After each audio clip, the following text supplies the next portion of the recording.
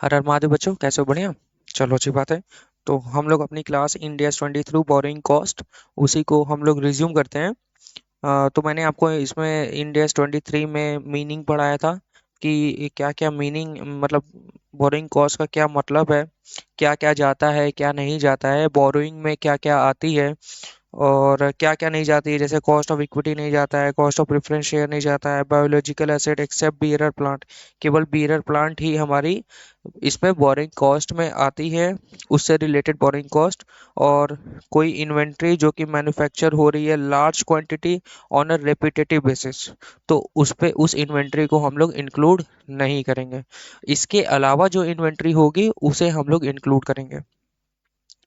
Interest expense as per effective rate of interest, ये हम लोगों ने पढ़ा था। जैसे क्या होता है कि शुरू में कभी कभी जब आप कोई भी बोरोइंग लेते हो तो उसमें आपको नेट प्रोसीडिंग में कुछ खर्चे हो जाते हैं, जैसे आप कमीशन दे देते हो या आपको कोई अंडर राइटिंग कमीशन हो गया या कोई एक्सपेंस हो गया या डिस्काउंट दे दिया आपने, तो इन चीज़ों की वजह से आपकी नेट प्रोसीडिंग में कमी हो जाती है। जितना आपकी वैल्यू थी उतनी नहीं मिल पाती। जैसे 1 लाख का डिवेंचर है, आपको मिला 95,000 रुपये, 95,000 रुपये से ही। तो 5,000 के डिफरेंस की वजह से आपकी जो इफेक्टिव रेट ऑफ इंटरेस्ट होती है और जो एक्चुअल रेट ऑफ इंटरेस्ट होती है, इसमें डिफरेंस हो जाता है और आपकी इफेक्टिव रेट ऑफ इंटरेस्ट ज़्यादा हो जाती है। तो ये था आपका।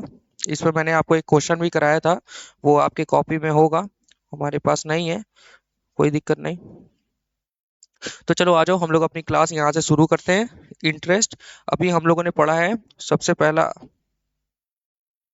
एक सेकंड बच्चों, हम लोगों ने पढ़ा था इफेक्टिव रेट ऑफ इंटरेस्ट पढ़ लिया। अब हम लोग पढ़ने जा रहे हैं interest in respect of lease liability.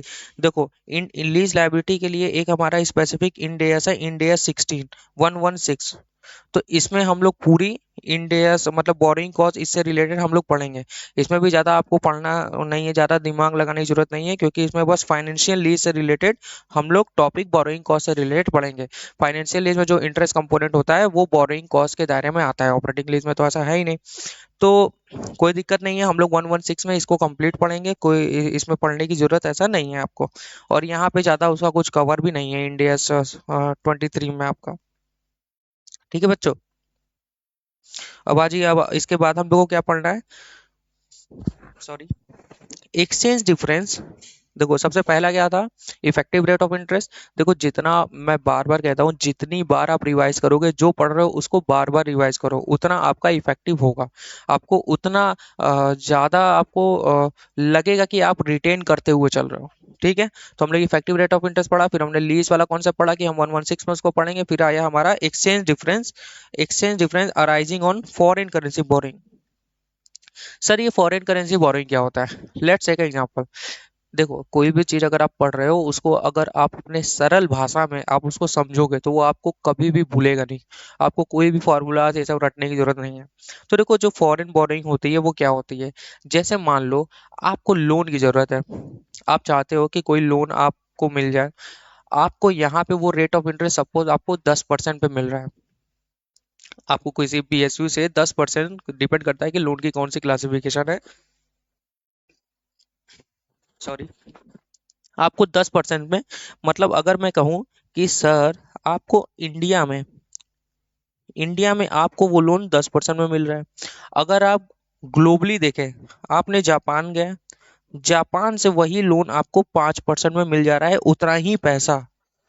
मतलब अगर इंडिया में आप 1 लाख रुपए लेते हैं और जैपनीज करेंसी के अकॉर्डिंग अगर आप 1 लाख रुपए ले रहे हो, मतलब इतना रेट ले रहे हो कि आपको इंडियन 1 लाख रुपए मिल जा रहा है, तो आपको 5% में ही मिल जा रहा है।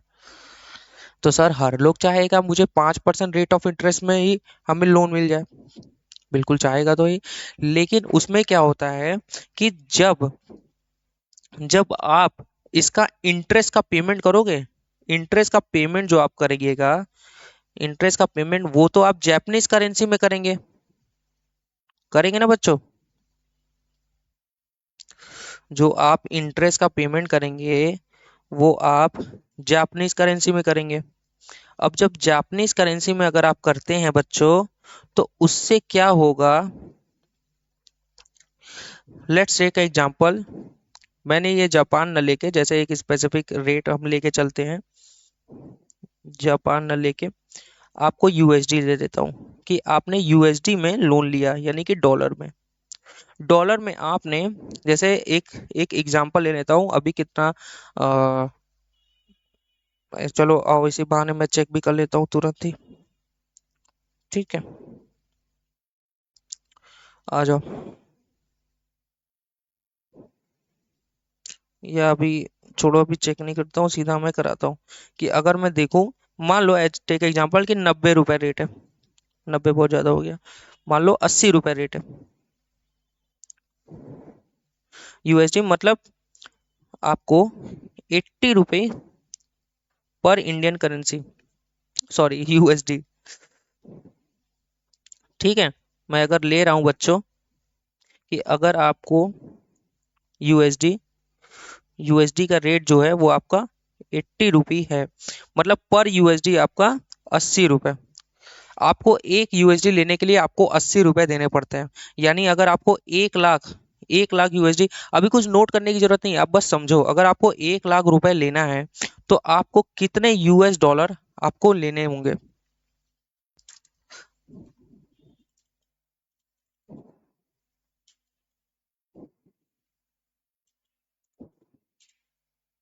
यानी वहां से आपने $1250 ले लिया, तो आपको इंडियन करेंसी के बराबर, यानी कि 80 रुपए पर यूएसडी है, तो आपको कितना हो जा रहा है, 1 लाख रुपए हो जा रहा है। तो अगर आपको 1 लाख रुपए का लोन चाहिए, उस दिन की जो करेंसी थी वो आपकी 80 रुपीज पर यूएसडी थी, मतलब एक यूएस डॉलर लेने के लिए आपको 80 रुपए देने पड़ते हैं।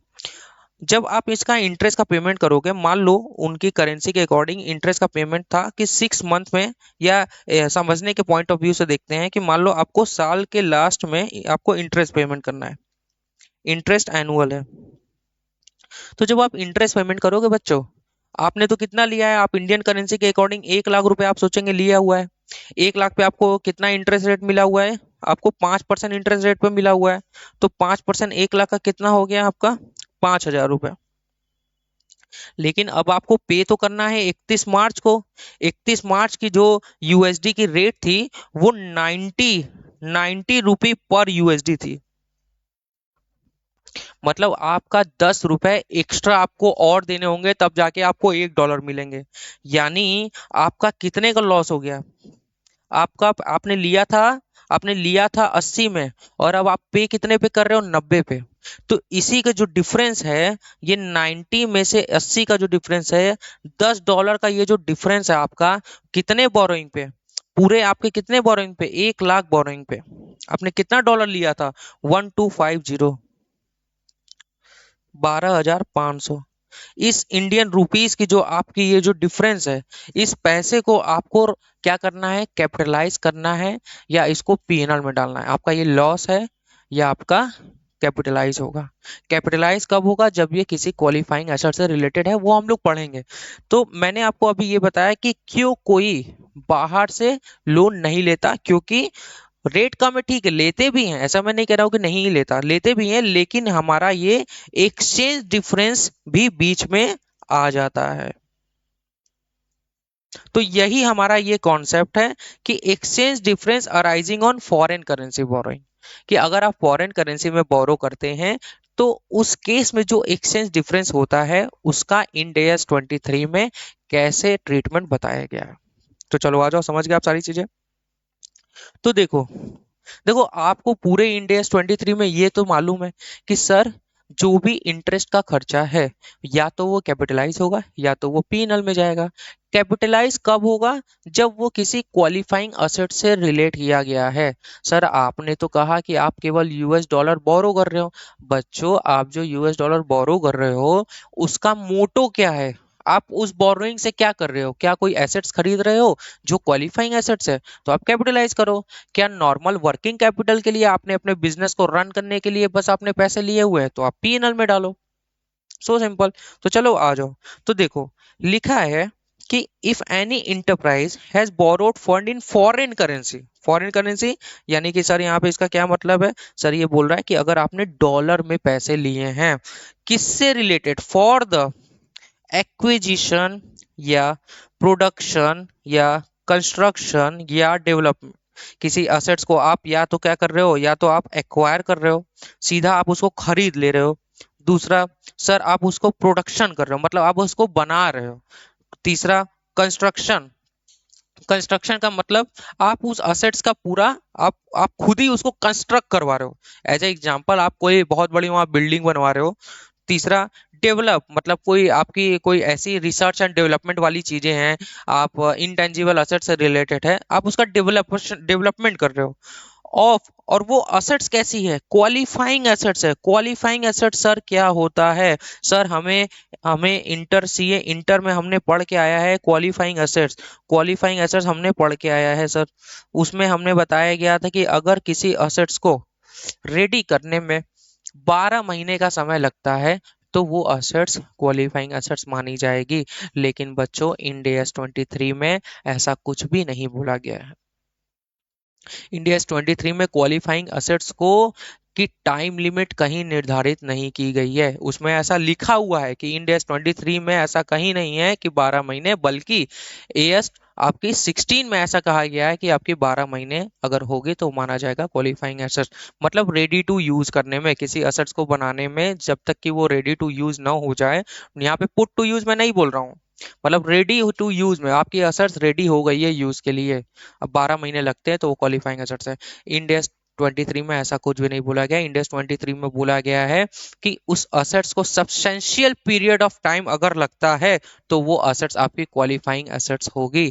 ये फैक्ट और सरकमस्टेंसेस को देखते हुए माना जाएगा कि इस असेट्स को बनने में कितना समय लग रहा है। उस असेट्स के यूज को देखते हुए ये माना जाएगा। चलो लगे हाथ, हम क्वालिफाइंग असेट्स को एक बार पढ़ लेते हैं कि क्वालिफाइंग असेट सर होता क्या है। देखो, मैंने हर एक कॉन्सेप्ट को ना लिंक में रखा हुआ है कि आपको रिवाइज करने में बहुत आसानी हो। तो देखो, क्वालिफाइंग असेट्स क्या होता है sir? Qualifying asset is the asset that take a substantial period of time to get ready for its intended use और सेल। देखो यहाँ एक शब्द लिखा है ना, इंटेंडेड यूज, मतलब जो उसका यूज सोचा गया था, सोचा गया था कि वो इस यूज के लिए ही हम बना रहे हैं। बीच में अगर उस असेट से कुछ और भी हमारी यूज हो जा रही है तो वो नहीं माना जाएगा। जब तक उस असेट्स को बनाने की जो मोटिव थी वो यूज के लिए वो रेडी ना हो जाए, तब तक का कार्यकाल उसमें जुड़ेगा, टाइम पीरियड। अब जैसे एग्जांपल क्या लिया है, इन्वेंट्री तो लिया है। सर आप कहेंगे सर इन्वेंट्री कैसे हो सकती है? सर इन्वेंट्री तो हमारी इन्वेंट्री स्टॉक होती है। देखो बच्चों, इन्वेंट्री अगर आपने AS2 पढ़ा होगा या इंडेस 2 मेरे वीडियोस पढ़े होंगे तो इन्वेंट्री में तीन चार तरीके की चीजें होती हैं। पहला रॉ मटेरियल, दूसरा कंज्यूमेबल, तीसरा वर्क इन प्रोग्रेस, चौथा फिनिश गुड। तो अगर वो रॉ मटेरियल है, रॉ मटेरियल से फिनिश गुड्स तक बनने तक का समय अगर वो क्वालिफाइंग असेट्स के दायरे में आता है तो वो माना जाएगा। तो सर इन्वेंट्री कब माना जाएगा? तो देखो, इन्वेंट्री सारी इन्वेंट्री नहीं, देखो कुछ इन्वेंट्री ही, इन्वेंट्री का मैंने नोट करके लिखा हुआ है। Inventory can be considered as a qualifying assets only if it takes substantial period of time to get it ready to use. मतलब आपको उसको बनाने में सब्सटेंशियल पीरियड ऑफ टाइम लग जाता है। एज ए एग्जांपल, सर आप कहेंगे कि ऐसी कौन सी इन्वेंट्री है जिसमें 1 साल से ज्यादा? देखो यहाँ 1 साल तो पहली बात है नहीं। आप उसके फैक्ट और सरकमस्टेंसेस को देखते हुए आप बोलोगे कि इसमें हाँ सब्सटेंशियल पीरियड ऑफ टाइम, एक मोटा समय इसमें लग रहा है। जैसे एक चीज मैं आपको बताऊं, जो कुछ चीजों को बनाने में आपको कोल्ड स्टोरेज की जरूरत होती है कि इतने समय उसको कोल्ड में फ्रिज में रखने की जरूरत ही है, मतलब आप उसको रखना ही पड़ेगा। तो वो सारी एसेट्स होती हैं जिसमें सब्सटेंशियल पीरियड ऑफ टाइम लगता ही है। दूसरा इसका कंडीशन लिखा है, it should not be produced in large quantity. मतलब लार्ज लार्ज क्वांटिटी में नहीं बनना चाहिए और रिपीटेटिव बेसिस पे नहीं बनना चाहिए। मतलब ऐसा नहीं है कि आप बार बार बना रहे हो तो आप तो हमेशा यही करोगे, आप अपनी नेटवर्थ को बढ़ाने, देखो कैपिटलाइज हर लोग करना चाहेगा और प्रॉफिट एंड लॉस में एक्सपेंस कम दिखाना चाहेगा। ऐसा क्यों? अगर प्रॉफिट एंड लॉस में आप एक्सपेंस कम दिखाओगे तो आपकी कंपनी प्रॉफिटेबल दिखेगी। और अगर कैपिटलाइज करोगे, अगर आप कैपिटलाइज करते हो तो आपकी क्या होगी, नेटवर्थ आपकी ज्यादा दिखेगी। तो डेट्स रीजन वही है, पूरा पूरा फंड लेने के लिए आप अपनी बिजनेस परफॉर्मेंस को अच्छा दिखाने के लिए ऐसा नहीं कर सकते। तो अगर आप रेपिटेटिव बेसिस पे बना रहे हो हमेशा स्टॉक, आप मतलब नॉर्मल चीजें जो चलती हैं और वो बड़े पैमाने पे बना रहे हो और हमेशा कंटिन्यूली बना रहे हो, तो ये आपकी इन्वेंट्री क्वालिफाइंग एसेट्स नहीं होगी। और सब्सटेंशियल पीरियड ऑफ टाइम ही नहीं लग रहा है, 1 महीने 2 महीने में आपका माल तैयार हो जा रहा है, तो that will not consider as a qualifying asset. You are getting my point. मैं बस ये कहना चाह रहा हूँ कि देखो 12 महीने का जो समय है ना, वो आप देख सकते हो, ऐसा कोई बात नहीं है। देखो यहाँ क्या लिखा है, यहाँ लिखा है substantial period of time is not justified in India's 23. It will depend on fact and circumstances of the case. But AS16 clarified clearly defines a period of 12 months or more a substantial period of time. Assets that are ready for intended use or sale at the time of acquiring are not qualifying asset.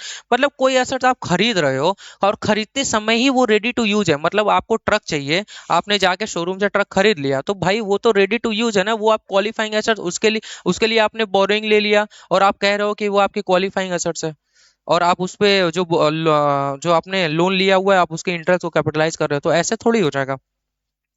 जो assets आपके खरीदते समय ready to use नहीं है वो आपकी qualifying assets मानी जा सकती है, but substantial period of time उसमें लगे to get it ready for use. चलो, तो और क्या क्या है सर, इंटेंजिबल एसेट्स कैसे हो सकता है सर, इंटेंजिबल एसेट्स कैसे हो सकता है हमारी क्वालिफाइंग एसेट्स। देखो इंटेंजिबल एसेट्स में आप केवल, देखो मुझे लगता है आप केवल गुडविल सोच रहे हो, केवल गुडविल मत सोचो इंटेंजिबल एसेट्स में। अभी आप जब पढ़ोगे, मैंने AS10 पता नहीं आपको पढ़ाया है कि नहीं, या आपको इंडिया 16 पढ़ाया है कि नहीं, चलो फिर भी इसमें पेटेंट होता है, कॉपीराइट होता है ना, ट्रेडमार्क होता है,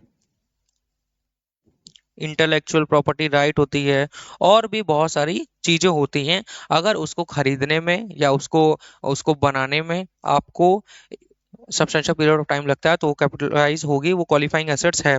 इन्वेस्टमेंट प्रॉपर्टी आपको मालूम ही है क्या होता है, इंडिया 40 हेल्ड फॉर रेंटल और कैपिटल एप्रिसिएशन, वो चीजें।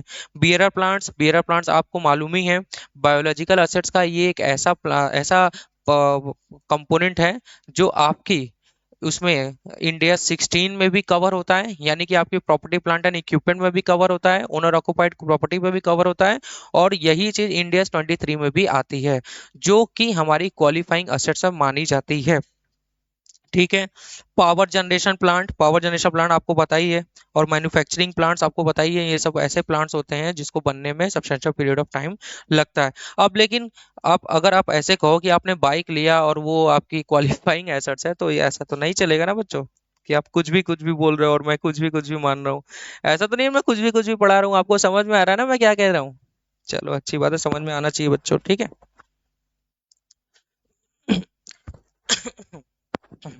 तो चलो आ जाओ,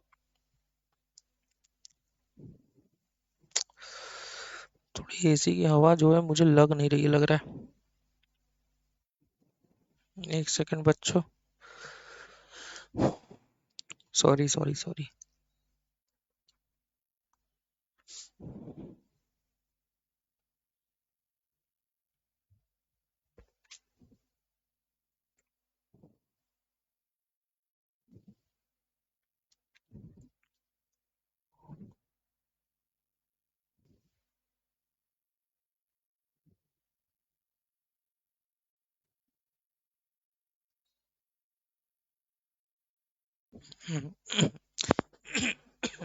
सॉरी। तो चलो आ जाओ। तो हम लोग क्या पढ़ रहे थे कि अगर हम लोग वैसे तो exchange difference arising on foreign currency हम लोग यही पढ़ रहे हैं, कि अगर आपकी जो एक्सचेंज डिफरेंस हो जाती है, मतलब देखो यहाँ पे मैं इंटरेस्ट के बारे में बोल ही नहीं रहा हूँ, जो लोन का इंटरेस्ट है वो तो कैपिटलाइज होगा ही अगर वो क्वालिफाइंग असेट से रिलेट करता है। आप नहीं समझे, देखो यहाँ पे आपका जो लोन था वो आपने कितना लोन लिया था, आपने 1250 USD लिया था, यानी 1 लाख रुपए लिया था। तो 1250 USD और 1250 छोड़ दो, आपने 1 लाख रुपए का लोन लिया हुआ था। 1 लाख पे आपको कितना परसेंट ब्याज देना है, इंटरेस्ट कितना था आपका, 5% है। हम्म। तो आपको 5,000 रुपया ये तो कैपिटलाइज होगा, इसकी तो बात ही नहीं हो रही है। इसकी बात ही नहीं है। यहाँ प्रश्न है कि सर आपका ये 12,500 का जो नुकसान हो गया है, जो अगर आप लोन पेमेंट कर देते तो इस नुकसान का मैं क्या करूं, एक्सचेंज लॉस का क्या करूं। तो यहाँ वो कवर हो रहा है। सर अगर वो असेट्स क्वालिफाइंग असेट्स ही नहीं होती तो मैं क्या करता हूँ, तो बच्चों सोचना ही नहीं है। इंटरेस्ट भी पीएनएल में और आपका एक्सचेंज लॉस भी पीएनएल में। वो बात अलग है, वो आपका अदर कॉम्प्रिहेंसिव इनकम के थ्रू होगा। चलो, अब आपको मैं आप समझ गए ना मैं क्या कह रहा हूँ। चलो, तो देखो एक्सचेंज डिफरेंस अगर आपका अगर होता है फॉरेन करेंसी बोरोइंग से रिलेटेड, तो आप देखो कैसे करोगे।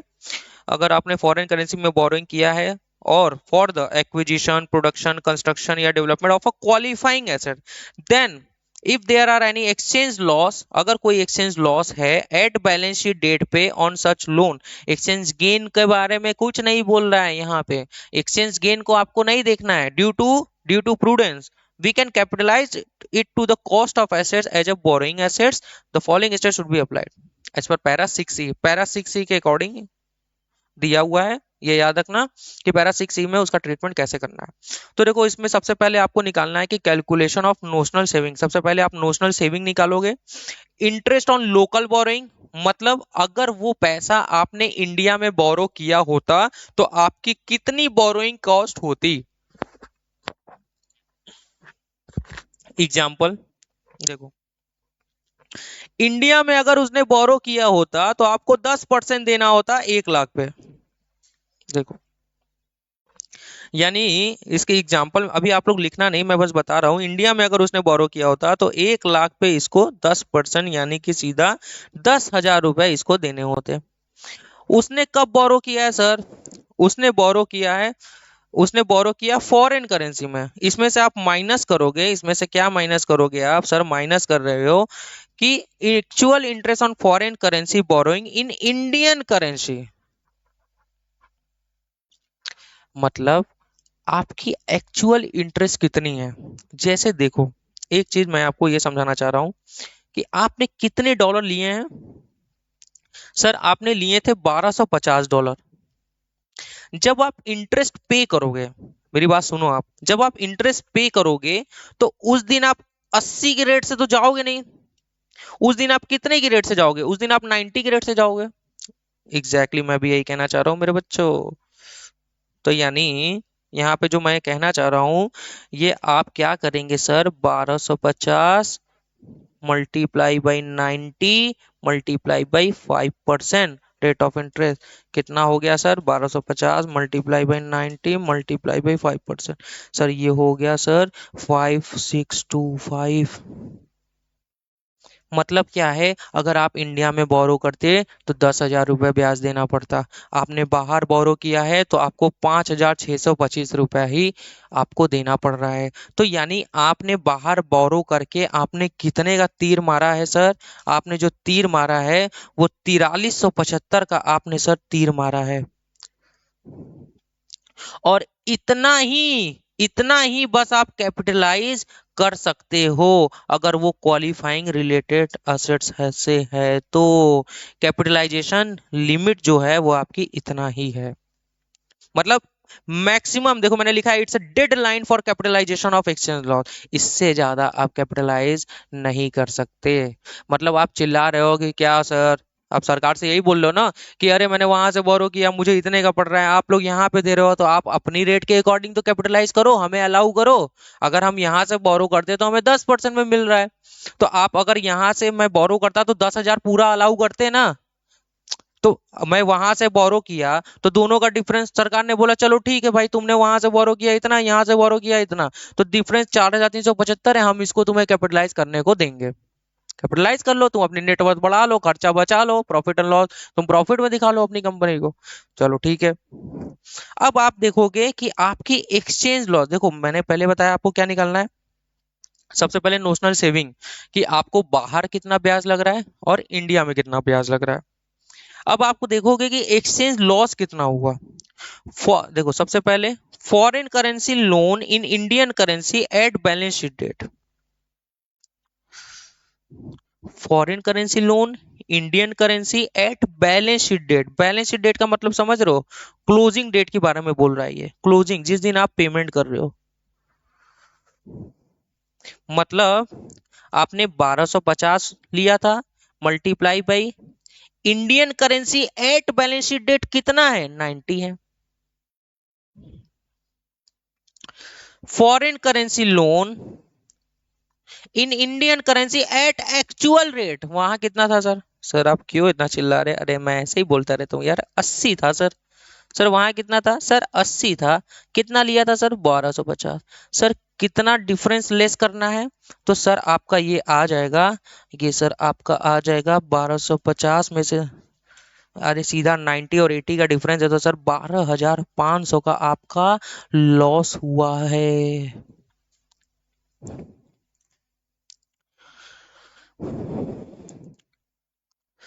मुझे मालूम है आप लोगों के दिमाग में क्वेश्चन आ रहा है, और नहीं आ रहा है तो अच्छी बात है। नहीं नहीं, बुरी बात है यार, क्वेश्चन तो आनी चाहिए, क्योंकि मेरे दिमाग में तो आया था भाई, जब मैं स्टूडेंट था तो। और बहुत सारे बच्चों के दिमाग में आ भी रहा होगा कि सर आप ये पूरा 1250 करेंसी पे क्यों देख रहे हैं? 1250 मल्टीप्लाई बाई 90, यहाँ पे आपका आ रहा है 11,25,00। यहाँ सर 1250 मल्टीप्लाई बाई 80, यहाँ आ रहा है सर आपका 1 लाख।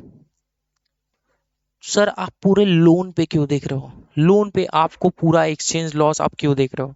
बच्चों, आप अगर उस दिन पूरा लोन चुकता कर देते तो आपका यही न माना जाएगा। इंटरेस्ट तो हम अलाउ कर ही रहे हैं कि आप कैपिटलाइज कर सकते हो।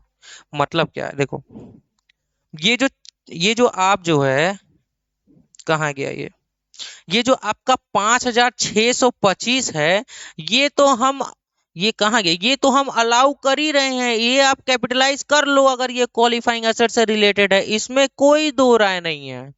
ये तो आप कैपिटलाइज कर ही रहे हो अगर ये क्वालिफाइंग एसेट से रिलेटेड है। यहाँ जो प्रश्न है, यहाँ जो मुद्दा है मुद्दा मुद्दा जो यहाँ पे है वो आपका ये 1250 जो डॉलर है, जो आपको 80 ने, आप 80 पे आपने लिया था, अब आपको 90 पे पे करना पड़ा है, जो 10 आपका एक्सचेंज लॉस है, यहाँ प्रश्न उस पे खुल रहा है। तो सर क्योंकि आपने लिया था 80 में, अब आप दे रहे हो 90 पे, तो इस 12,500 का नुकसान आपका प्रश्न उठ रहा है। तो सर 12,500 में से आप कितना कैपिटलाइज कर सकते हो? सर मैक्सिमम जो कैपिटलाइजेशन है वो 4,375 ही आप कर सकते हो। तो देखो मैंने क्या लिखा है कि नोशनल सेविंग और exchange loss lower can be capitalize, यानी कि 12,000, आपका कितना नोशनल सेविंग कितना था बच्चों बताओ? 4,375 है, और ये एक्सचेंज लॉस आपका 12,500, दोनों में से लोअर कौन सा है सर? 4,000, इतना आप कैपिटलाइज कर सकते हो। यानी यानी यानी यानी यानी यानी टोटल कैपिटलाइजेशन कितना होगा? टोटल अगर मैं पूछूं कि कैपिटलाइजेशन कितने पे होगा, तो सर आपका देखो 4,375 तो होगा, ये आपका एक्चुअल इंटरेस्ट 5,625, ये तो होना ही है ना बच्चों? 5,625 प्लस 4,375, 5,325 प्लस 4,375, आप 9,700 का टोटल कैपिटलाइजेशन कर लीजिए। आप खुशी रहिए। समझ में आ रहा है आपको? हम्म? देखो अभी ना आपको कुछ भी ऐसा नोट करने की जरूरत नहीं है, अभी मैं आपको एक क्वेश्चन करा रहा हूँ, आप खुद ही आप समझ जाओगे। तो चलो आ जाओ, आ जाओ, आ जाओ, आ जाओ। अब देखो ये क्या लिखा हुआ है, if there are exchange gain, मतलब आपकी किस्मत इतनी अच्छी है। इस क्या हो गया यार? यार मैं तो परेशान ही हो गया हूँ इससे। इसको ना मुझे लग रहा है इसको थोड़ा सा कुछ, मुझे इसको फिक्स कराना होगा कि ये हिले ना।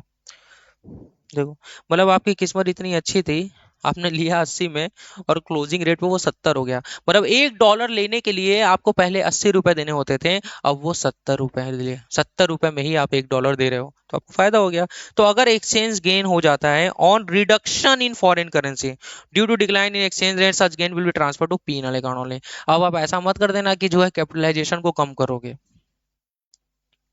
तो सर वो सीधा पीनल में जाएगा।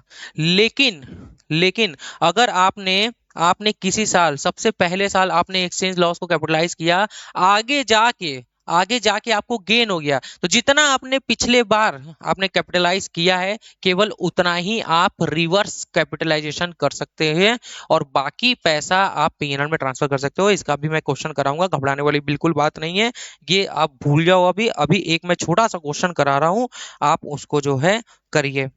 ठीक है बच्चों, तो चलो आ जाओ, मैं क्वेश्चन लिख रहा हूँ, मैंने आपके बुक में जगह दी हुई है, तो कृपया करके आप नोट करना चालू कर दें।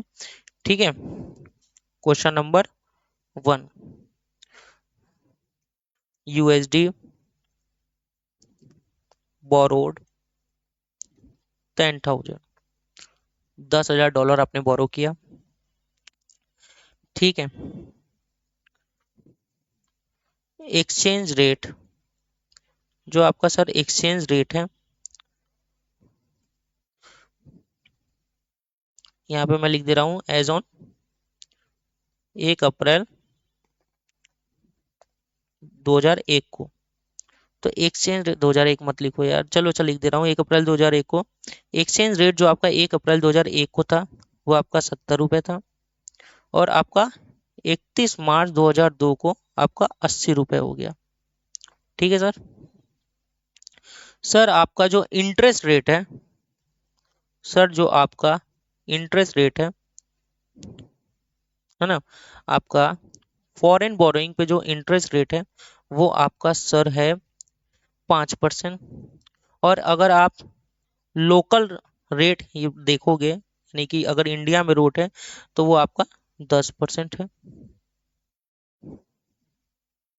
ठीक है, और कुछ interest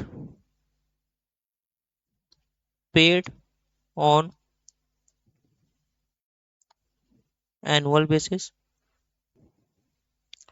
calculate amount to be capitalized as borrowing cost and to be transfer in, वो टी और एन ट्रांसफर है, ठीक है, पीएनएल अकाउंट। तो वो अच्छा सा मैंने क्वेश्चन लिख दिया बच्चों। ठीक है, बहुत तेज मुझे लिखना पड़ रहा है, तो चलो आ जाओ। अच्छा नहीं हुआ क्या?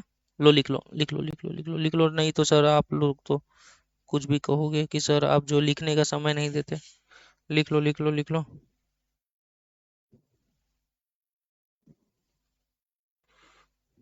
सर आप उसी में किए जा रहे हैं और बोल रहे हैं लिख लो लिख लो। अच्छा ठीक है ना, तुम लोग भी कुछ भी मत बोलो, चलो लो, लो आप लोग लिख लो। ये क्वेश्चन आपके आ रहा है ना सामने, स्क्रीन पे यहाँ पे आ रही होगी, लिख लो।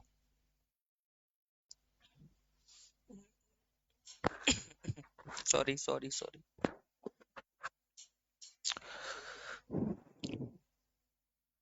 चलो इतना क्या है, आप लोग लिख लिए होगे, होल्ड कर लो ना, रोक लो वहां पे। चलो,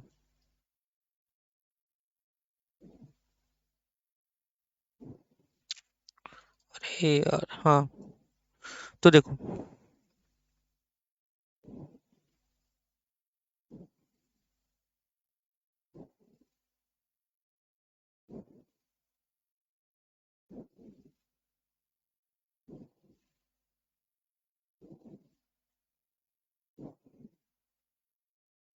तो देखो बच्चों, सबसे पहले आपको क्या निकालना है? सबसे पहले सर आपको जो निकालना है वो निकालना है, अगर इसका सॉल्यूशन मैं लिखना चाहूँ, तो सबसे पहले आप लिख रहे हो step 1, calculation of notional saving. Sir इसका नाम नोशनल सेविंग क्यों है? क्योंकि ये नाम मात्र की सेविंग है। नोशनल मतलब कि ये एक एजम्पशन किया जा रहा है कि अगर आप इंडिया में बोरो करते तो आपका कितना लगता और कितना बचत हो गया है फॉरेन बोरोइंग करने में। तो चलो आ जाओ। तो इसमें आपको लिखना है सर,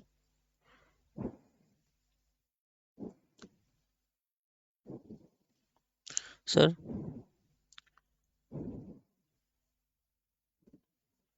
एक सेकेंड।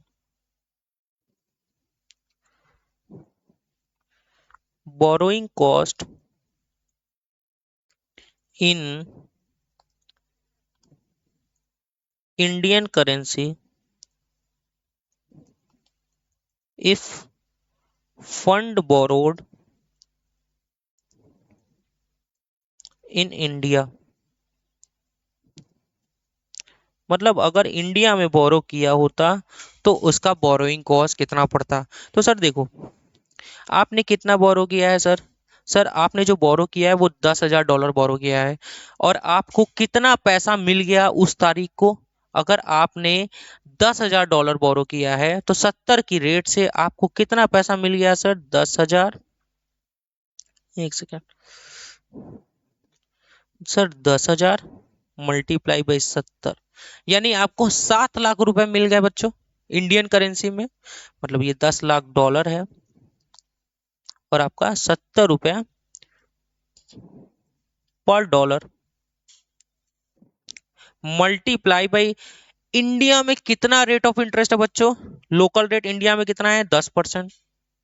10%, यानी सर आपका कितना हो जाएगा? ये आपका सर हो जाएगा कितना? आपका 70,000 रुपये। 7 लाख का 10%, 70,000 रुपये। दूसरा, अब इसमें से आपको क्या माइनस करना है बच्चों? इसमें से आपको माइनस करना है less actual borrowing cost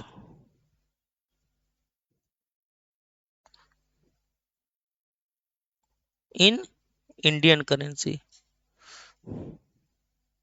sir आपको कितना, देखो अगर आप इंडिया में बोरो किए होते तो आपको जो पैसा मिला है वो तो 7 लाख ही मिला था। मिला था ना 10 लाख, मतलब 10,000 मल्टीप्लाई बाय 70 की रेट से। लेकिन जब आप फॉरेन करेंसी का पेमेंट करोगे, देखो ब्याज जो आप दोगे, इंटरेस्ट इंटरेस्ट आप चाहे 31 मार्च को दो या किसी भी डेट को दो, वो तो आपको 7 लाख पे ही देना है। लेकिन यहाँ पे कोई तो एक्सचेंज लॉस होगा नहीं। लेकिन आपका जब आपने एक्चुअल वहां पे लिया हुआ है, फॉरेन बोरिंग में लिया हुआ है, वहां पे तो आपका होगा। वहां पे आपका कितने पे होगा देखो कैलकुलेशन, वहां पे आपको $10,000 पे ही देना है। लेकिन आपका 70 रुपए के हिसाब से नहीं देना है बच्चों, आपको कितने पे देना है? आपको $80 के हिसाब से देना है। 80 रुपए पर डॉलर के हिसाब से देना है, मल्टीप्लाई बाई कितना? 5%। 5% ही है। हाँ 5% ही देना है। तो सर आपका कितना हो गया? सर 8 लाख का 5% आप कर लीजिए। 8 लाख का 5% सर आपका हो गया 40,000 रुपये। सर हमें समझ में नहीं आ रहा है। अच्छा। सर हमें समझ में नहीं आ रहा है, आप यहाँ पे 80 क्यों ले रहे हैं? ये चीज हमें खल रही है सर। अच्छा तुम लोग को ऐसा तो नहीं लग रहा है कि सर यहाँ आप 80 क्यों नहीं ले रहे हो? कुछ बच्चों के दिमाग में ये तो नहीं है कि सर आप यहाँ 70 क्यों लिए हैं? यहाँ भी आपको 80 लेना चाहिए। 80 सही है सर, दोनों जगह आप 80 लीजिए। 80 सही है सर, 80 क्यों नहीं ले रहे हैं? अरे मेरे भैया, मेरे बच्चों, बोलो पहले हर हर महादेव। प्रभु का नाम लो, जरूर समझ में आएगा। अपने अपने भगवान का नाम लीजिए। तो देखो मेरी बात सुनो, एग्जाम्पल लो। आपने $10,000 लिया, 70 रुपए उस दिन रेट था, मतलब $1 को अगर आपको खरीदना है तो 70 रुपए, तो आपके पास इंडियन करेंसी कितना मिला? 7 लाख रुपए। 7 लाख रुपए आपने, मतलब अगर मैं बना दूं आपको, ये छोटे से बच्चे जो तुम हो, कितने टांग के पता नहीं, आप गए 7 समुंदर पार, वहां से आपने लाया 7 लाख रुपए बैंक से। यहाँ के बैंक से आपने जो भेजा है उसने 7 लाख रुपए भेज दिया। अगर यही 7 लाख तुम अपने बगल वाले गली वाले बैंक से भी तो ले सकते थे, वो भी तो आपको उतना ही पैसा दे देता। तो जो रेट इसीलिए तो मैंने लिया हुआ है कि आपको तो मिला तो 7 ही लाख रुपए है ना, तो 7 लाख यहाँ पे इसीलिए 70 से ही मैं मल्टीप्लाई करूंगा। और बैंक यहाँ की आपको कितना रेट ऑफ इंटरेस्ट लग रहा था? 10%। यहाँ का जो आपका वो था रामू, मान लीजिए राम घनश्याम या श्यामू या रामू कोई बैंक मैनेजर था, वो बोला आपको कि मैं आपको 10% पे लोन दे दूंगा, तो वो तो 10% पे 7 लाख रुपए दे रहे हैं ना, तो वो तो यहाँ पे 70 हजार ही लेंगे। लेकिन जब आप इसको आप ये जो यहाँ का जॉन है, मिस्टर जॉन, ये जॉन जब आपसे रेट ऑफ इंटरेस्ट लेंगे तो ये क्या एक्सपेक्ट कर रहा है? ये तो वो सोचेगा कि मुझे $1250 पे 5% मुझे रेट ऑफ इंटरेस्ट चाहिए। कितना सर इसको चाहिए? 1250 पे 5%। सर इसको $62.5 ये चाहिए। तो मेरे बच्चों, मेरे बाबुओं कि $62.5 आप कैसे खरीदोगे? आप उसको इंडियन करेंसी गांधी जी जो जाके दोगे नहीं, वो तो बोलेगा मेरे को $62 चाहिए, $62.5। तो $62.5 खरीदने के लिए आप किस दिन इंटरेस्ट पे कर रहे हो? आप पेमेंट कर रहे हो 31 मार्च को। 31 मार्च को जो आपका फॉरेन करेंसी एक्सचेंज रेट है वो 80 हो गया है। तो अगर आपको पेमेंट करना है बच्चों, तो 62.5 मल्टीप्लाई बाई 80, मतलब $1 को खरीदने के लिए आपको 80 रुपए देने पड़ रहे हैं, तो $62.5 को खरीदने के लिए आपको कितने रुपए देने पड़ेंगे? सर आपको 5,000 रुपए देने पड़ेंगे। अब आपको मेरी बात समझ में आ रही है बच्चों? कुछ मैंने यहाँ पे कुछ अलग, ये 1250 कहाँ से आ गया यार? अच्छा वही तो मैं बोलूं, वो मैंने एग्जाम्पल का लिख दिया हुआ है, sorry sorry, my mistake my mistake. तो वो कितना डॉलर की बात हो रही थी यहाँ पे सर? $10,000 पे उसको ब्याज मिलेगा सर। $10,000 पे कितना आ गया सर? 500 हो गया सर। तो 500 मल्टीप्लाई बाई 80 कर लीजिए सर, तो कितना आ जाएगा सर आपका? यहाँ पे आ जाएगा 40,000 सर। तो मिस्टर जॉन ये दिमाग में बना के चल रहा है कि 40,000 रुपए का ब्याज उसको मिलेगा। आप समझ रहे मेरी बात? चलो अच्छी बात है। तो समझ में आ गया यहाँ 70 क्यों लिया, वहां 80 क्यों लिया? तो आपने फॉरेन में बोरो करके आपने कितने का तीर मार लिया सर? आपने 30,000 का तीर मार लिया। तो ये सर आपका आ गया नोशनल सेविंग। ठीक है सर, आपकी एक्सचेंज लॉस कितनी की हो गई? तो अब हम लोग कैलकुलेट करने जा रहे हैं step 2, calculation of exchange loss. Sir हम एक्सचेंज लॉस कितना तक हुआ? तो देखो, आपको इसमें क्या करना है, सबसे पहले लिखना है foreign currency borrowing in, IC लिख दूं मैं, समझ जाओगे, Indian currency, IC Indian currency, ठीक है, भूलना नहीं। Foreign currency borrowing in Indian currency at balance sheet date. यानी कितना था सर? $10,000 आपने लिया था, देते समय कितना रेट हो गया था सर? 80 हो गया था। तो सर आपका कितना हो गया सर? 8 लाख। सर आपका ये हो गया 8 लाख। अब क्या लिखना है sir? Foreign currency borrowing at actual date यानी डेट ऑफ बोरोइंग। तो आपने जो लिया था सर वो कितना था सर? वो आपका 10,000 लिया था, कितने की रेट से? 70 की रेट से, तो आपने लिया था 7 लाख सर। तो सर आपका कितने का नुकसान हुआ है? आपका सर 1 लाख का नुकसान हो रहा है। 1 लाख इंडियन करेंसी का आपका सर नुकसान हो रहा है। ये डॉलर है, ये आपका रुपीस पर डॉलर है, ये भी आपका 70 रुपए रुपीस पर डॉलर है। ठीक है, ये आपकी रुपीस है, ये भी आपका रुपीस है सर। तो आपका 1 लाख का नुकसान हो रहा है। ठीक है सर, आपका 1 लाख का नुकसान हो रहा है वो हम समझ रहे हैं आपको सर। तो सर आपका maximum loss to be capitalized, maximum loss to be capitalized, ये कैसे निकलता है सर? नोशनल सेविंग और exchange loss whichever is lower. तो सर नोशनल सेविंग सर आपकी कितनी है? नोशनल सेविंग है सर आपकी 30,000।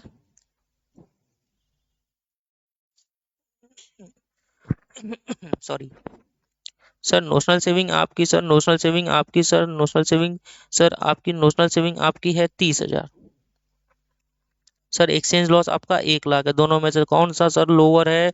आपका 30,000 लोअर है, ये आप कैपिटलाइज कर सकते हो।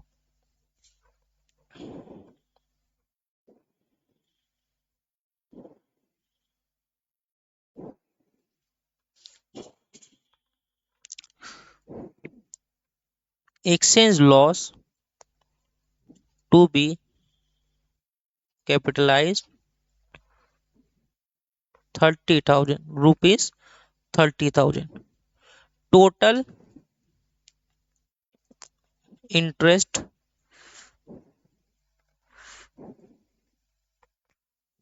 And exchange loss to be capitalize कितना होगा सर? सर इंटरेस्ट कितना कैपिटलाइज होगा सर? सर आपका जो एक्चुअल इंटरेस्ट कितना है सर? एक्चुअल इंटरेस्ट सर आपको फॉरेन में कितना देना पड़ रहा है सर? एक्चुअल इंटरेस्ट आपको 40,000 रुपया देना पड़ रहा है सर। तो सर 40,000 ये तो कैपिटलाइज होगा, यानी इसको मैं अगर आपके समझने के लिए यहाँ लिख दूं कि सर वो क्यों ले रहा हूँ, तो आपको लेना है actual borrowing cost in Indian currency plus exchange loss to be capitalized. Actual borrowing cost मैं ले रहा हूँ, मैं नो वो नहीं ले रहा हूँ कि if fund borrowed in Indian currency. Actual borrowing cost आपका कितना है सर? एक्चुअल बोरोइंग कॉस्ट आपका है 40,000। तो सर ये हो गया आपका कितना सर? ये हो गया सर आपका 40,000, और ये कितना है सर? 30,000। टोटल आपका कैपिटलाइज होगा सर 70,000। और सर पीएनएल में कितना जाएगा सर? सर पीएनएल में जो आएगा sorry, total exchange loss minus exchange loss capitalised. Total exchange loss कितना था सर? 1 लाख का था। कितना कैपिटलाइज हो गया सर? 30,000। तो सर 70,000 रुपया आपका पीएनएल में जाएगा। ठीक है,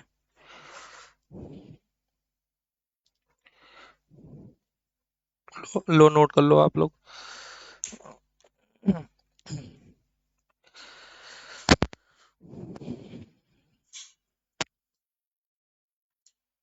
समझ रहे हो ना? आपको समझ में आ रहा है ना? चलो अच्छी बात है, समझ में आना चाहिए। अभी मैं इसका एक आपका आईसीआई के स्टडी मटेरियल में जो क्वेश्चन है वो भी मैं आपको करा दूंगा ना। आपको लगेगा कि सर क्या कराया आपने, मजा आ गया सर आपने। इसके बाद क्या मीनिंग है, फिर इसके बाद बोरोइंग कॉस्ट रिकॉग्निशन है। अरे वो तो सिंपल है, बहुत सिंपल है ऐसे ये। अभी तो मजा आएगा कुछ नया पढ़ने में आपको। अभी तो ये सब आपका जो है बच्चों, ये तो आपको बहुत सिंपल लगेगा। अरे आप नोट कर रहे थे क्या? अच्छा ठीक है, सॉरी सॉरी, माय मिस्टेक। ये लो, अभी देखो यार, आप लोग होल्ड कर लो ना। ऐसे मैं यहाँ पे रोक दे रहा हूँ, आप रोक लो, क्लिक कर लो फोटो, फिर इसका फोटो क्लिक कर लो। ठीक है, हो गया। अब इसका क्लिक कर लो। ठीक है, हो गया। अब इसका क्लिक कर लो। अब देखो, अब मैं क्या कह रहा हूँ आपको। Sorry sorry sorry sorry. अब क्या हुआ, आपने एक्सचेंज लॉस कैपिटलाइज किया, आगे जाके आपका गेन हो गया, आपका लॉस नहीं हुआ। मतलब आपका 80 गया, फिर 70 गया, मतलब 70 से 80 गया, फिर 80 से वो कहाँ आ गया? आपका 62 आ गया। अरे सॉरी 72 आ गया, मतलब 80 से 72 चल के आ गया, तो आपके यहाँ पे गेन हो गया। या तो मान लो कह रहे हो 80 से सीधा 65 आ गया, मतलब बहुत अच्छी चीज हो गई आपकी। तो सर आप उस केस में कैसा करोगे? तो देखो, जितना आपने 10 रुपए, जितना आपने पहले exchange gain, exchange loss capitalize कर लिया है, केवल उतना पैसा आप रिवर्स कर सकते हो। बाकी पैसा आप पीनल में आप वो गेन दिखाओ। ठीक है। अब ऐसा नहीं है कि पूरा आप गेन दिखाओ और अपनी प्रॉफिटेबिलिटी को बढ़ाओ, ऐसा नहीं है। तो देखो क्या लिखा है कि sir, subsequent recognition under exchange difference, exchange gain can be reduce from the cost of qualifying asset. Sir reduce क्यों हो रहा है? अरे बच्चों, जब आप एक्सचेंज लॉस को कैपिटलाइज कर रहे हो तो एक्सचेंज गेन को रिड्यूस करो। सारा एक्सचेंज गेन नहीं, ओनली इफ, देखो क्या लिखा है, only if the company had capitalize exchange loss in previous year. मतलब अगर कंपनी ने एक्सचेंज लॉस को कैपिटलाइज किया है, तो केवल उतना तक, up to that, up to that exchange loss, केवल उतना तक ही वो कैपिटलाइज कर सकती है, रिवर्स कर सकती है, उससे ज्यादा नहीं। Exchange gain can be reverse up to the amount previously capitalize as exchange loss. देखो मैंने लिख दिया, कोई कंफ्यूजन नहीं, बस सिंपल। चलो आ जाओ। सर एंट्री देख लो, एंट्री तो सिंपल आप लोग कर ही लोगे। अगर गेन हो जाता है, जाहिर सी बात है, अगर आपको गेन होगा तो फॉरेन करेंसी लायबिलिटी आपकी कम होगी। सर फॉरेन करेंसी लायबिलिटी कैसे कम होगी? अरे मेरे बच्चों, आपको 10,000 डॉलर लेने के लिए पहले आपको 80 रुपए देने पड़ते थे। अब आपको 65 रुपए में ही आपको 1 डॉलर मिल जाता था। मतलब आपको 1 डॉलर लेने के लिए 80 रुपए देने पड़ते थे, यानी आपको 8 लाख रुपए देने पड़ते थे। 8 लाख देंगे तो आपको 10,000 डॉलर मिलेगा। लेकिन अगर आपको अभी 10,000 डॉलर चाहिए, ये क्या हो गया? मैंने कुछ नहीं किया यार, क्या हो गया ये? हाँ चलो, अगर आपको अभी 10,000 डॉलर चाहिए, तो आपको कितने पैसे देने पड़ रहे हैं? तो देखो सीधा, आपको 8 लाख ही चाहिए। सॉरी, मैं 8 लाख कह रहा हूँ, मैं क्या कह रहा हूँ? तो सर ये तो सिंपल है ना, 6 लाख। आप, मैं क्या कर रहा हूँ यार? मैं कुछ भी कर रहा हूँ क्या? सर आप कुछ भी क्यों कर रहे हैं?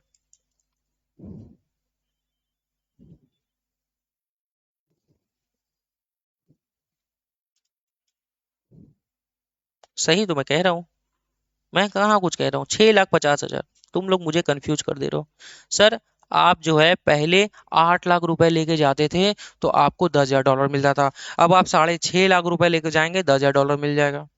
तो सर यहाँ आपका 1.5 लाख का मुनाफा हुआ ना। तो फॉरेन करेंसी लायबिलिटी आपकी जो 8 लाख रुपए पे खड़ी थी, वो आप कितने पे खड़ी हो जाएगी? 6.5 लाख रुपए पे खड़ी हो जाएगी। तो 1.5 लाख का गेन हुआ ना। और लायबिलिटी को अगर आपको कम करना है तो आप उसको डेबिट करेंगे, foreign currency loan debit to exchange gain. और एक्सचेंज गेन को आप अगर कैपिटलाइज पूरा किए थे, तो आप उसको टू क्वालिफाइंग एसेट्स। जब आप कैपिटलाइज करते हैं, जब आप कैपिटलाइज करते हैं तो एंट्री क्या करते हैं? सर हम अगर कैपिटलाइज करते हैं तो हम करते हैं qualifying assets debit to exchange loss,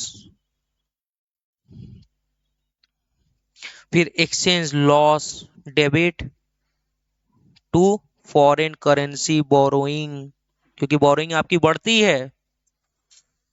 same इसका उल्टा तो हो रहा है बच्चों, देखो हो रहा है ना।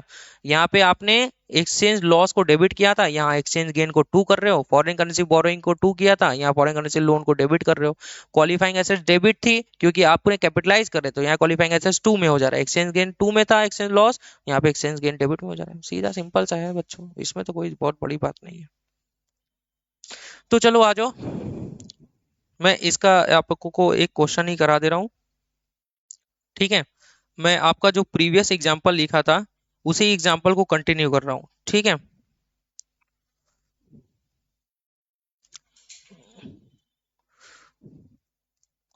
continuing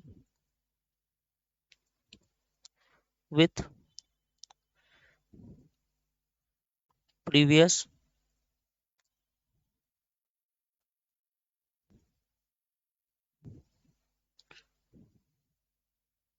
example of exchange loss, exchange क्या लिखो इसको, exchange loss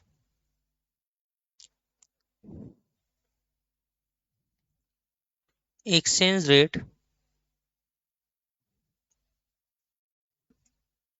eight 31st March 03 at ₹65। मतलब आपको 65 रुपए लगते हैं देने में। पहले कितना था देखो, पहले बच्चों आपका 70 था, फिर आपका 80 हो गया, अब आपका 65 हो गया। तो आप कैसे करोगे, तो देखो सीधा है। तो इसमें आपको क्या निकालना है, इसमें आप क्या निकालोगे देखो, स्टेप 1, स्टेप 3 लिख देता हूँ क्योंकि स्टेप 1 और 2 तो उसमें निकला हुआ है। Calculation of exchange loss at as on 31st March 3। तो सर कैसे निकालेंगे, सबसे पहले लिखेंगे फॉरेन, फॉरेन करेंसी को FC लिख दूं क्या, बहुत लिखना पड़ रहा है यार तुम लोग के चक्कर में। Foreign borrowing in Indian currency, IC यानी Indian currency, at 31 March 3। Sir ये कैसे निकलेगा, सर 10,000 की बोरोइंग थी, मल्टीप्लाई बाई 65। 10,000 की बोरोइंग मल्टीप्लाई बाई, हाँ सही तो है। तो सर कितना हो गया सर ये, 6,50,000। फिर sir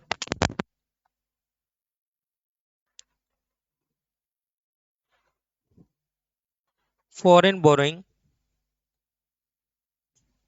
in Indian currency at 31 March 02, क्योंकि अभी तो 02 पे ही हमने कैलकुलेशन किया हुआ है, तो पिछला ही बस देखेंगे। तो सर वहां पे कितना थी हमारी, 10,000 मल्टीप्लाई बाई 80, यानी सर ये हो गई आपकी 8 लाख। तो सर आपका कितने का एक्सचेंज गेन हो गया sir,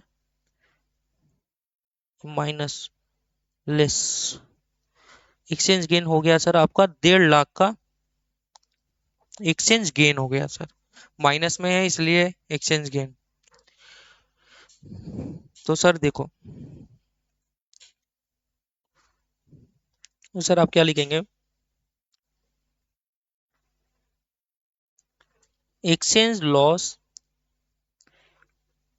to be reversed up to previous capitalized amount of rupees, कितना प्रीवियस, कितना एक्सचेंज लॉस, कितना आपने कैपिटलाइज किया था, एक्सचेंज लॉस आपने जो कैपिटलाइज किया था वो 30,000 रुपए। तो सर 30,000 रुपए तक कैपिटलाइज कर सकते हैं। बैलेंस, बैलेंस ऑफ रुपीस कितना, मतलब 1,50,000 में से आप माइनस कर लो 30,000 रुपए, तो ये जो आपका आ जाएगा 1,20,000 is to be transfer in P&L account. Sir इसकी जनरल एंट्री भी करा दीजिए। आ जाओ बच्चों आ जाओ, मैं अभी करा देता हूँ। आ जाओ तुम लोग, यार क्या बात करते हो, तुम लोग के लिए कुछ भी। सर जनरल एंट्री होगी सर इसकी, foreign currency borrowing debit to exchange gain. Sir liability तो पूरी आपकी कितनी सी कम हुई है, सर लाइबिलिटी तो आपको पूरी 1,50,000 से कम हुई है। ये आपका मैं मार्च 31 मार्च 2003 को मैं करा रहा हूँ, ठीक है। फिर दूसरा इसका same, exchange gain debit to qualifying assets और टू P&L अकाउंट। सर यहाँ हो जाएगा 1,50,000, सर यहाँ हो जाएगा 30,000, और यहाँ हो जाएगा 1,20,000। ये बैलेंसिंग फिगर।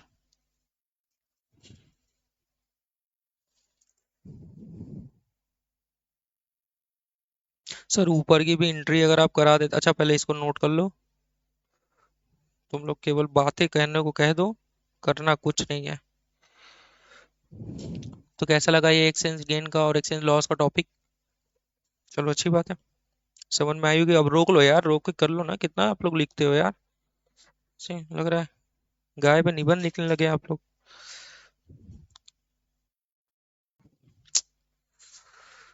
चलो,